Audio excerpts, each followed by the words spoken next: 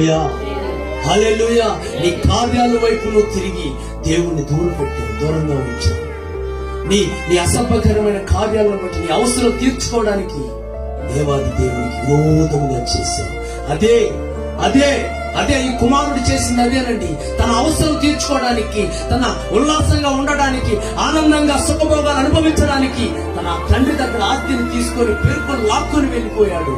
దూర దేశానికి వెళ్ళి దేవుని ప్రకారం బెట్టింగ్ కట్టాడు, వేశ్యలతో తిరిగాడు, త్రాగుబోతుగా ఉన్నాడు, తిరుగుబోతుగా మారాడు.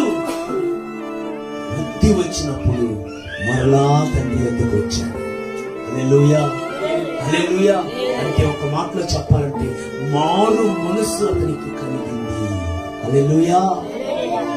మారు మనసు కలిగి తండ్రి వద్దకు రాగానే